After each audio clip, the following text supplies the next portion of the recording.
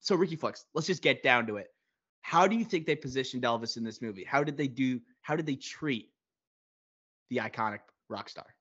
This goes back to the expectations. I think my expectations were way too like grim, I guess, or like low. I thought it was gonna be way worse. I might this might be controversial, but I thought it was gonna be a lot worse. Mm-hmm. For example, I thought like again, they namesake like Priscilla's part of this. Obviously, they had a turbulent marriage, and also she was obviously abused, like factually, like it happened.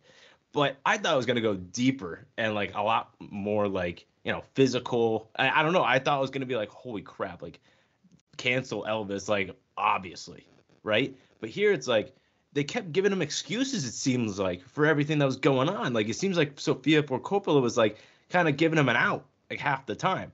Like obviously 24 to 14-year-old, huge age gap, like very wrong. But it's like, oh, Elvis doesn't want to have sex, right? And they don't have sex till after their marriage, right? Which was years later. And it was really her saying like sleep with me, and he's like no, like I'm not doing that. And, like I'm like you're giving him an out. I was very shocked by that. Then like all the anger outbursts that he has, right? He immediately follows up with an apology, and just foreshadow excuses with all the like his mother's death, the being lonely, drugs or pills, doctors. Like he always had an excuse, and like obviously there's no excuse.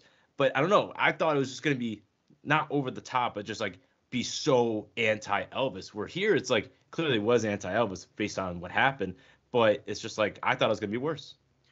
I thought it was going to be worse as well, Ricky Flex. I think that, like the book, it does seem like Priscilla, they truly were in love. These two halves of the couple, right? They like them together. Like there was true love, and creates one of the most iconic relationships of the 20th century. But I don't like. I think she is just telling the story that Priscilla and me was put through on page. That Priscilla wanted to tell, and her being hands on, I think, helped out with the portrayal of Elvis. And it's not easy because it could have easily made him look awful. And honestly, she didn't do many favors for Elvis from this movie, whether it be right, it kind of like grooming like tendencies, like from the 14 years old growing up, and then like before she's even done with high school, that she is moving into Graceland and with Elvis, with the permission of her parents. Then the way that she is basically, Graceland's kind of used as like a museum / prison in this movie. It's kind of like a character in the film, how she is not able to touch anything. She can't be seen. And then she basically, you have a lot of the movie just taking place in Graceland, and it seems like she's almost like a prisoner of Elvis, despite her willingly and wanting to be there. And then you talk about the corruption of Priscilla Presley with the drugs that are given by Elvis to a high school girl, right? It looks really bad, and I would say also with the way they positioned Elvis, that he is the most human we've ever seen him on screen. It is so different from what we saw with Austin Butler's portrayal in the Baz Luhrmann film, a larger than life figure. Here, it's more talking about the humanized version of Elvis. Well, the one with flaws, the one who's dealing with the loss of his mother and his complicated relationship to women. Okay, his fear of failure with his career. I found in a lot of ways this movie actually was, I don't know if this was intentional or not, but it was trying really hard to not be Baz Luhrmann's movie. Like it took the exact opposite approach, and not just by, okay, let's take Priscilla's side. Let's see the relationship side. It's movie that is stylized, but it's not like tacky, that's like Baz Luhrmann's where it's sprawling, this one has limited, like a limited cast. It's got limited settings. It's, there's no Colonel Parker. It's less about Elvis. You don't have Elvis on stage except aside from one moment really in this film. And I just think it was trying really hard not to do what we were expecting out of an Elvis movie. Did you get those vibes at all, Flicks? Yeah, like more of like a human element Elvis in this movie, and did it through the relationship of Priscilla. And also softer spoken, but with the angry outbursts. And it just felt more real, right? And you could see, like you said, like he was dealing with the loss of his mother, relying more and more on medication, right? Whether it was to sleep or for performances and whatnot. It's just this felt more controlled or manageable versus Austin Butler's. And nothing against that movie, but I feel like they both like clearly have like their what they wanted to do, and I think both of them did it to a T. The tackiness, it's a strong word, but I don't think Dude, it's. yeah, okay, that was a little harsh, but Yeah. Baz Luhrmann, I think tacky kind of goes with him a little bit. A lot of his movies. Like I think I don't know a better word to say, but that seems like a little too negative. It did get I would never have nominated for Best Picture, but it did get nominated for Best Picture somehow. And this probably won't. But no, I agree. And I think another thing that we have to I think awkwardly mention, because you mentioned some of the grooming tendencies in this movie with Elvis. He's also like a father figure at times, like Yeah. until their marriage, which was also weird, right? So yeah, I agree. I still think like I'm not gonna say which movie. I think we'll say that later part of the episode here, like what movie I prefer.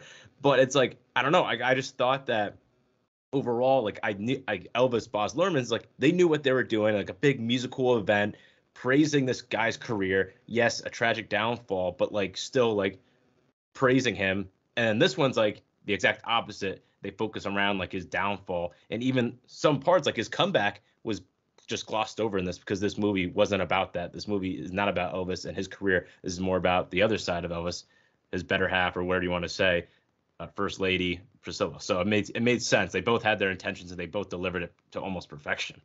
Yeah, like with Baz Luhrmann's movie and the Austin Butler performance, like you were constantly reminded that this is rock and roll royalty, like time and time again. And this movie, sometimes I had to remind myself, like, oh, this is Elvis Presley. Like you're spending so much time with in Graceland, but without Elvis there. It's Kaylee Spaney's Priscilla, right? Getting used to this life of fame and sometimes on her own because Elvis is off making movies. And then when you have Elordi as Elvis, it's very different portrayal from Austin Butler, and he's one that's more, as we said before, humanized and a man with flaws, right? A man that struggles with addiction. Like it's not a glamorized version whatsoever. And the one time they kind of lean in to that moment of Elvis on stage, I don't think it really worked, to be honest. And it's with him jiving and shaking. That's what Austin Butler did so well in Baz Luhrmann's film. But when I saw Elordi do it here, partially why this didn't work is you're seeing him from behind. You see the iconic like Vegas, him with the white cape and him going like spread eagle with it. But you're not getting Elvis music that goes with it, And that's why I think this movie was kind of in a tough situation because yes, it's more about Priscilla, but we're going to have Elvis on stage, but not an Elvis song being played. Like they had to work around it in this movie. They had him on the piano, but Elvis isn't playing a Elvis song. Like, do you think this movie handled that properly without them having permission to use Elvis music, right? Sofia Coppola company. I think even without using Elvis's music, I think that kind of shows like the intentions of this movie, like I was just talking about, even more so, and not showing Elvis on screen because it's not his movie, right? They're not trying to glamorize him. So if you show Elvis on screen, how can you not like it, right? As in on stage, on the screen, how can you not like it, right? That's why, like for me, I think Jacob Elordi was great in this. Playing the abusive, controlling husband or partner that he does so well in Euphoria, but just on a bigger stage here, right? He has that superstar aura of like an Elvis to him, and he does, and like obviously he's 6'5" versus Kaylee Spade, who's probably like 5 foot. I don't know, like perfect depiction here, and he plays that evil side of Elvis for this movie's intentions so well. He was perfect for this, right? And also the accent was good, right? But you still got to go Austin Butler just because of the physical part of the role that he played to go along with the impersonation. In my case, we saw that on stage, right? So he does the dramatic acting as in Butler, as well as Elordi, and he does the physical role. So I would still pick Butler's over Elordi, but and then they're different roles. Like really, there's the same role but very different. They're like variants of one another. Yeah. It's like Elvis in one universe is Elvis in another. It's just you're seeing totally different sides. Like the Baz Luhrmann film does not touch his relationship at all in that goddamn movie. It just really is touchy. And he's like, I don't want to go into this because I know people are going to say something. Sofia Coppola is like, no, that this is the movie. Like her taking it head on. That's where it's like people might say, does she have an axe to grind with Elvis? I think it's more so that she looks at an opportunity to tell a story that she's comfortable with, right? Priscilla Presley, like someone that a female empowerment story, a side of Elvis we haven't seen. Okay. I think this really just lined up well for her. I don't really think it was her attacking Elvis, more so just like wanting to tell Priscilla's story. Yeah, and like again, one movie was about the career, one was about relationship, or his personal life. And his personal life, you're gonna, Priscilla, that's gonna be the other main character in an Elvis type of Elvis movie. In the career, it's gonna be the Colonel. There's a reason why the Colonel is such a main character and played by Tom Hanks in the Elvis Baz Luhrmann movie, versus here is in Priscilla, the Colonel's not even mentioned, or is only mentioned, right? Mm-hmm. Never on screen, right? So I think it just makes sense. And again, Elordi was great in this. Like I cannot discount it. Like he was fantastic in my opinion. But again, like with Butler's, like I think you see the addiction problems in Elordi's, and the loss of his mother. But here, like you see more, and the Butler role is more about like the issues in Hollywood and his music, then the comeback, then Vegas. Here it's like they just gloss over a lot of that, And Elvis isn't in the movie when he's in Hollywood, right? And they're not touching on that, just saying he's not doing that well. Yeah. Austin Butler's his Elvis is the traditional music biopic, and the way they Right. tell the story. This one, it's not even about Elvis. It's almost like incomplete, like the role, because you're only seeing one half of his life, and you're just hearing about the rest through rumors and through like posters, right? You don't see that glamorous side of Elvis aside when they go to Vegas. It's just not there. I do think, like, I thought Elordi was good. I'm not gonna say I thought he was great, to be honest. I was thinking that earlier, but where I thought this movie wasn't that great was during the blow up scenes, the feuds. I thought it was better when the performances were more subtle, right? The quieter performance from Kaylee Spaney.